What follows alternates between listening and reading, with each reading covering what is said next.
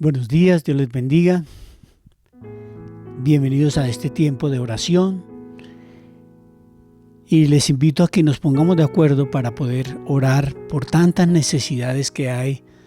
Uno se levanta cada mañana y le da gracias a Dios por encontrarse con vida, con salud, con su familia. Pero afuera hay muchos que no lo pueden hacer.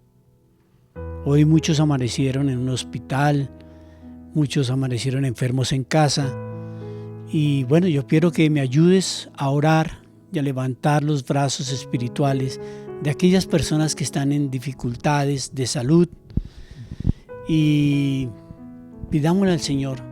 Y si tú estás ahí en casa, enfermo, o tienes algún familiar enfermo, o que le han realizado una cirugía y está en ese posoperatorio, también quiero que bendigamos a los profesionales de la salud, que son instrumentos del Señor en sus manos para traer también esa sanidad que tanto necesitamos.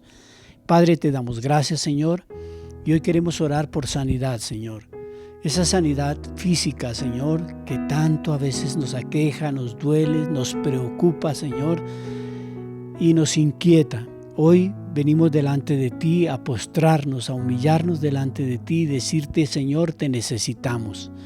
Sabemos, Señor, que por tus llagas fuimos nosotros sanados, Señor, que tú dijiste en tu palabra que has venido a traer la sanidad y la medicina, Señor. Sabemos, Señor, que tú estás obrando para bien. Y danos, Señor, la fuerza, Señor, para clamarte y para pedirte y para esperar pacientemente, Señor, tu perfecta voluntad. Clamamos por aquellos que están adoloridos, angustiados, temerosos por una enfermedad, Señor, para que les des la fuerza, les des a ellos la paz y la seguridad de que tú estás obrando y que todo lo que les sucede a los hijos de Dios es para bien, Señor. También, Señor, quiero orar por esa sanidad espiritual, Señor. Esa sanidad que tanto necesitamos, Señor, que nosotros podamos apartarnos definitivamente del pecado y buscar de ti, Señor, fijar los ojos en Jesús, el autor y consumador de la fe. Señor, que haya esa sanidad espiritual, que podamos apartarnos del pecado, que podamos renunciar a todo pecado, Señor, y hacer lo bueno, Señor, caminar de acuerdo a tu palabra, Señor, y tú traerás esa sanidad espiritual que nos interesa más que la misma sanidad física, Señor. Gracias, Dios. Y hoy, Señor, clamamos por aquellas personas, Señor, que tienen situaciones financieras difíciles, económicamente, donde no hay para comer, si hay para una comida no hay para dos, donde no hay provisión, donde hay deudas, donde hay desespero. Clamamos, Señor, por ellos, por aquellos que están pasando necesidades, aquellos que viven el día a día, Señor. Como dice tu palabra, el pan de cada día se lo ganan. Y el día que no ganan, no pueden dormir, no tienen con qué pagar una habitación, no tienen con qué tener un alimento. Señor, clamamos por esa situación financiera. Te pido, Señor, que abra, Señor, su mente, llenes de creatividad, de sabiduría, para aquellos que hagan emprendimiento, Señor, pero aquellos que también, Señor, tienen trabajos sencillos y humildes, que ganan poco, pero gracias, Dios, que ellos puedan valorar lo que tú les das, Señor. Aparentemente es poco, pero tú sostienes, Señor. Tú multiplicas, tú estiras, Señor. Tú haces, Señor, que no falte, porque tú no hemos visto justo desamparado, Señor. Y sabemos que tú guardas y tú proteges, Señor, que el que tiene poco valore lo que tú le das, porque con poco tú haces mucho, Señor. Lo importante es estar tomado de tu mano. Los que, Señor, están mejor, bendícelos, Padre, abundantemente. Bendice, Señor, al microempresario, bendice al empresario, Señor, para que abra sus puertas, para que muchos que necesitan lleguen, Señor, y puedan tener salarios justos para sostener sus familias, para llevar el alimento a casa, para que ellos puedan ser esos líderes, esos sacerdotes, Señor. Bendigo a la mujer que sale temprano a trabajar con sus hijos, Señor, que está en el hogar trabajando. Dale nuevas fuerzas, anímala, Señor, fortalécela, Padre, y llénala de ese amor y de tu palabra, Señor. porque ellas son ese motor hermoso de cada hogar, son esas mujeres virtuosas, hebreas, robustas en oración, Señor, que claman y nos llenan de fuerza, Señor, cada día. Padre, gracias, Señor, y coloco, Señor, también a tu iglesia, para que en la iglesia, Señor, se lleve siempre tu palabra, sea una palabra, Señor, verdadera. Gracias, Señor, para que esa palabra levante, construya, Señor, para que esa palabra, Señor, sea la que transforme y cambie a muchos que necesitan, Señor. Coloco cada iglesia, bendigo cada pastor, Señor. Dale sabiduría, Señor, que ellos se mantengan fieles a tu palabra, Señor, para poder edificar a tu pueblo, Señor. Gracias, Señor, en este día. Te bendecimos y te damos la gloria, te damos la honra, Señor, en esta mañana. En el nombre de Jesús, amén y amén. Tu palabra dice que aunque pase por el fuego no me quemaré, y si paso por las aguas no me ahogaré, aunque haya oscuridad con fe caminaré, pues tú siempre vas conmigo. Nada dice, no es justo que tú hayas desamparado. Eres pan para el hambriento, el necesitado. En mi mesa nunca, nunca ha faltado. Tu promesa no ha fallado. Yo no temeré, tu promesa es fiel. Tu yugo es fácil, ligera es tu carga. Te entrego mi vida y mi alabanza, mi escudo, mi fuerza, mi seguridad. Con Cristo camino y estoy danzando en cada temporada. ¿Cuántos pueden danzar? Danzando en cada temporada. Tu palabra dice que tú oyes el clamor del quebrantado. Por tu llaga en la cruz fuimos sanados. Sobre toda enfermedad tú has ganado, y mi vida está en tu mano. La palabra dice que tu muerte en la cruz fue por salvado, que perdonas y redimes el pecado, y en las nubes te hemos arrebatado, cara a cara te veremos. Yo no temeré, tu promesa es fiel. Tu yugo es fácil, ligera es tu carga. Te entrego mi vida y mi alabanza, mi escudo, mi fuerza, mi seguridad. Con Cristo camino y estoy danzando en cada temporada. Danzando en cada temporada. Danzando en cada temporada. Danzando en cada temporada. Sigo danzando, glorificando, y en cada temporada tú sigues sobrando. Aunque ande en el valle de sombra, danzo, danzo, danzo, danzo. No se para este ritmo, aunque venga contra mí el enemigo. Tus promesas siempre van conmigo. Danzo, danzo, danzo, danzo. No se para este ritmo, aunque venga contra mí el enemigo. Tus promesas siempre van conmigo. Danzo, danzo, danzo, danzo. En ti yo confío, en ti yo confío, en ti yo confío, en ti yo confío, en ti yo confío, en ti yo confío. Es fácil, ligera es tu carga. Te entrego mi vida y mi alabanza, mi escudo, mi fuerza, mi seguridad. Con Cristo camino y estoy. Tu yugo es fácil, ligera es tu carga.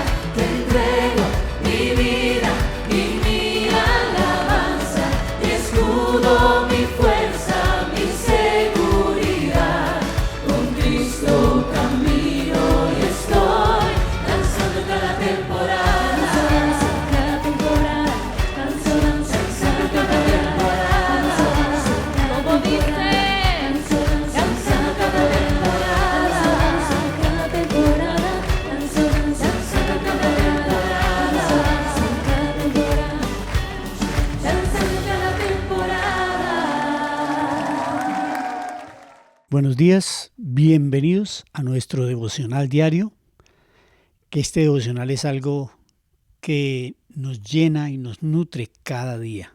¿Verdad que es una alegría, es un gozo poder compartir con ustedes una palabra pequeña del mensaje que el Señor quiere dejarnos en el día de hoy?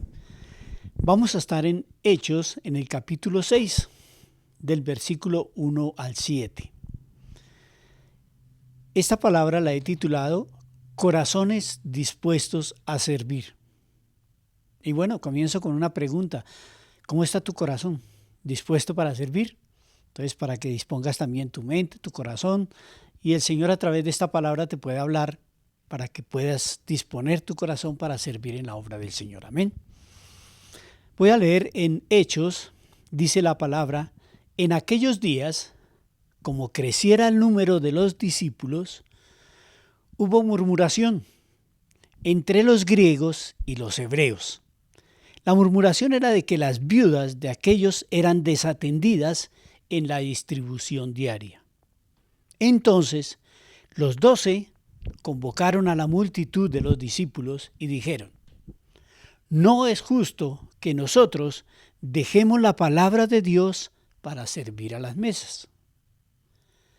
Buscad pues, hermanos, de entre vosotros a 7 varones que den buen testimonio, que sean llenos del Espíritu Santo y de sabiduría, a quienes encarguemos este trabajo.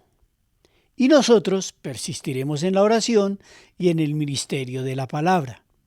Y esta propuesta agradó a toda la multitud. Y entonces eligieron a 7 varones. Uno era Esteban, que era un varón lleno de fe y lleno del Espíritu Santo. También a Felipe, a Prócoro, a Nicanor, a Timón, a Parmenas y a Nicolás. Nicolás era prosélito de Antioquia. A los cuales presentaron ante los apóstoles, quienes orando les impusieron las manos. Y crecía, dice la palabra, crecía la palabra del Señor, y el número de los discípulos se multiplicaba grandemente en Jerusalén. También muchos de los sacerdotes obedecían a la fe. Entonces, aquí estamos viendo que había un problema, y el problema era que la iglesia estaba creciendo. Y había multitud de funciones. Y entonces una sola persona hacía varias cosas, y ellos se reúnen, se dan cuenta y dicen: bueno, nosotros queremos dedicarnos a llevar la palabra y no podemos servir a las mesas. Entonces reúnen, llegan a la conclusión que hay que conseguir más gente, pero tiene que ser gente que sean varones de buen testimonio, llenos del Espíritu Santo. Hacen el tema, recogen las 7 personas y es cuando vemos aquí. Entonces, el primer punto que quiero tocar es: el crecimiento trae desafíos. El crecimiento, no solo en una iglesia, sino en cualquier institución, en cualquier empresa, el crecimiento trae retos y trae desafíos. Otros dirían problemas. Cuando la iglesia creció, entonces también aparecieron problemas. Estos problemas eran problemas de organización. Había un grupo que se sentía descuidado. Eran las viudas griegas. Y esto generó murmuración y generó división. Entonces, lo importante es, cuando hay crecimiento, tenemos que estar atentos a todas las áreas, o de la organización, o de la compañía, o de la iglesia. Cuando una iglesia crece, surgen desafíos similares. Entonces, algunos sienten que no se les escucha en la iglesia. Otros creen que los líderes no los atienden. Y a veces los conflictos no son espirituales, sino son conflictos de comunicación o de una falta de una buena administración. Entonces, todos estos puntos pasan cuando hay un crecimiento en una iglesia o en una empresa. Pero lo importante no es el problema como tal, sino cómo se enfrentan esos conflictos, cómo se solucionan esos conflictos. Y la iglesia de Hechos no ignoró el problema, los enfrentó ¿cómo? Con sabiduría y en unidad, porque así es como se resuelven los problemas. Entonces hay que primero colocar el problema, mirar con sabiduría, orarle a Dios y estar unidos en el problema y en la solución. Pero lo importante es cómo se enfrentan estos conflictos. En la iglesia de Hechos, pues lo supieron hacer muy bien. Hay un ejemplo en el libro de Éxodo y dice que Moisés enfrentó una situación muy parecida. Si ustedes se acuerdan, y el que no se acuerda lo estará en Éxodo en el capítulo 18. Dice, el pueblo estaba creciendo y Moisés, y él no podía atender todos los casos. Él se reunía y gastaba todo el día escuchando a la gente para solucionar las situaciones que se presentaban. Y su suegro Jetro le da un consejo increíble. Le dice, hay que aprender a delegar. Entonces, la palabra dice, aconteció que al día siguiente se sentó Moisés a juzgar al pueblo. Y el pueblo estuvo delante de Moisés desde la mañana hasta la tarde. Entonces imagínense el agotamiento del líder, ¿no? Y dice, viendo el suegro de Moisés, Jetro, todo lo que hacía él con el pueblo, dijo, ¿qué es esto que haces tú con el pueblo? ¿Por qué te sientas tú solo y todo el pueblo está delante de ti desde la mañana hasta la tarde? Y Moisés respondió a su suegro Jetro, porque el pueblo viene a mí para consultar a Dios. Él estaba haciendo lo correcto, pero estaba equivocado en el procedimiento y en la forma de comunicarse. Entonces el suegro de Moisés le dijo, no está bien lo que haces, desfallecerás del todo, tú y también este pueblo que está contigo, porque el trabajo es demasiado pesado para ti. No podrás hacerlo tú solo. Y enseña a ellos las ordenanzas y las leyes y muéstrales el camino por donde deben andar y lo que deben hacer. Y miren esto, les dice, además, escoge tú entre todo el pueblo varones de virtud, temerosos de Dios, varones de verdad, que aborrezcan la avaricia, y ponlos sobre el pueblo por jefes de millares, de centenas, de 50 y de 10. Y así aliviarán la carga de sobre ti y la llevarán ellos contigo.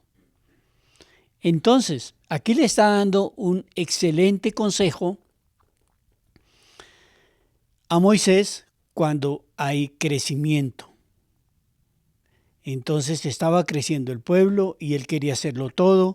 Él tenía la buena intención y tenía todo, pero se iba a agotar él, iba a agotar el pueblo. Entonces aquí es muy claro que Dios no quiere líderes agotados, líderes cansados, líderes demasiado activos, con mucha actividad, sino equipos que sirvan en unidad, que unidos y personas idóneas ayuden en la obra del Señor en lo que nosotros tenemos que hacer. El segundo punto es bien importante. Delegar no es perder autoridad, es multiplicarla. Esto pasa mucho en las iglesias y pasa mucho en las empresas, en todo lado. A veces nos da temor delegar o no sabemos delegar. A veces no delegamos porque creemos que la gente no lo va a hacer tan bien como lo haríamos nosotros.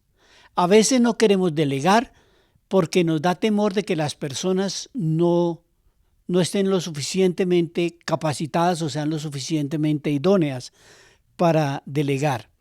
Nos da temor delegar. Pasa en las empresas. Cuando las empresas empiezan a crecer, a veces una sola persona hace muchas funciones y resulta que las funciones no quedan bien, o en la iglesia también se hacen funciones a medias y por hacer tantas cosas resultamos con más problemas.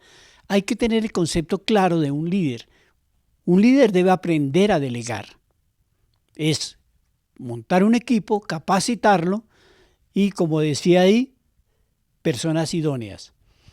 Los apóstoles entendieron que su llamado principal era la oración y el ministerio de la palabra. Entonces ellos querían enfocarse, porque es que tiene que haber enfoque. Ellos querían enfocarse en la oración y en el ministerio de la palabra. Pero no despreciaron el servicio práctico.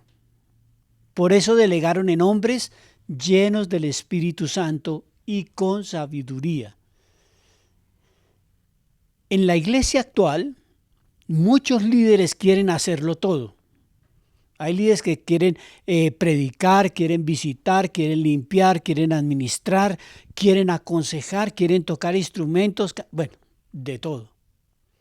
¿Será que un líder de esos o una persona de esas puede hacer todo bien? ¿O necesitará armar un equipo, capacitar unas personas y para que todo salga y fluya mejor? Porque si no, ¿qué pasa? Ese líder se va a saturar. Ese líder se va a debilitar, o ese empresario, como sea. Se va a saturar y se va a debilitar. Y en la iglesia se está debilitando todo el cuerpo de Cristo. Por eso toca tener mucho cuidado. Hay que aprender a delegar. Y Pablo, en 1 Corintios, en el capítulo 12, explica. Ahora bien, hay diversidad de dones. Aquí está hablando Pablo de los dones. Pero el Espíritu es el mismo. Hay diversidad de ministerios, pero el Señor es el mismo. Y hay diversidad de operaciones, pero Dios, que hace todas las cosas en todos, es el mismo. Que todos los miembros son necesarios y que cada uno tiene una función. Si uno solo trabaja, el cuerpo se enferma. Y nosotros no queremos que por hacer tanta actividad, por hacer tantas cosas, no las hagamos bien y nos enfermemos, afectemos nuestro cuerpo. Si todos trabajamos en unidad, el cuerpo, ¿qué pasa? Crece y se hace fuerte. Y cuando hay personas capacitadas, idóneas, pues el crecimiento es mucho mejor. Entonces tenemos que aprender a delegar, porque no es perder autoridad. Uno cree que cuando delega pierde autoridad. No. Se multiplica esa autoridad. Cuando Jesús envió a los 70, esto lo encontramos en Lucas 10, en el versículo 1 y 2 dice la palabra. Después de estas cosas, designó el Señor también a otros 70, a quienes envió de 2 en 2 delante de él a toda ciudad y lugar donde él iba a ir. Entonces él ya no iba, sino delegaba. ¿Cómo delegó? De 2 en 2. Y les decía, la mies a la verdad es mucha, mas los obreros pocos. Por tanto, rogad al Señor de la mies que envíe obreros a su mies. Y no lo hizo porque él no quisiera ir, sino porque quería enseñar la importancia de compartir la misión. Jesús es increíble. Él sabía esto y él quería era enseñar la importancia de compartir la misión. No puede ser llevarla uno solo sobre sus hombros porque se va a cansar, se va a enfermar, pero si delega y si entre todos hay unidad, la obra va a crecer. Se va a poder compartir la misión, se va a poder llegar a más personas con mayor eficiencia y con mejores posibilidades. Qué importante esto que nosotros lo aprendamos y que el Señor nos lo enseña porque es para nuestra vida espiritual, inclusive en casa. ¿Sí? Yo puedo ser el sacerdote de casa, pero puedo delegar en nuestro devocional, delegar a los hijos a que lleven la palabra o a mi esposa, en todo, en todas las áreas, en la empresa, en todo. El tercer punto es el servicio también es espiritual. ¿Qué pasa? A veces pensamos que servir por servir no tiene nada que ver con lo espiritual. A veces pensamos que espiritual es solo predicar o solo alabar, solo cantar. Solo eso es un trabajo espiritual. Y que servir a la mesa o limpiar el templo es algo secundario. Pero en Hechos 6, los apóstoles piden que los siervos sean llenos del Espíritu Santo. Esto nos enseña que cualquier tarea, la que sea, cuando se hace para Dios, es sagrada. Lo que sea, donde sea, en el sitio que sea.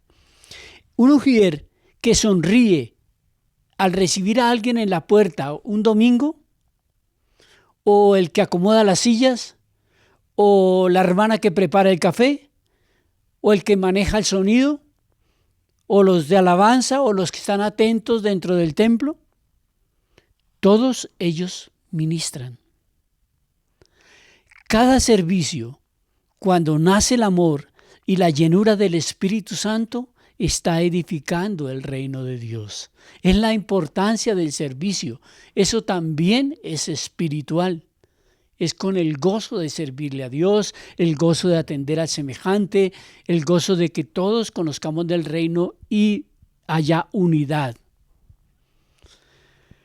Esteban fue uno de los 7 elegidos y no solo servía a las mesas. Era un hombre lleno del Espíritu Santo y de poder del Espíritu Santo. Fue el primer mártir cristiano y su testimonio nos enseñó que Dios usa a los que sirven humildemente para hacer grandes cosas. La persona que está en la puerta, la persona que está en un baño, la persona que... Todos, el Señor sabe, el Señor lo ha puesto y esos dones el Señor nos los ha dado para que nosotros lo hagamos con amor. Entonces, eso es un servicio, también es espiritual. Cuando venimos los domingos y todos servimos o saludamos o trabajamos. El cuarto punto, los resultados de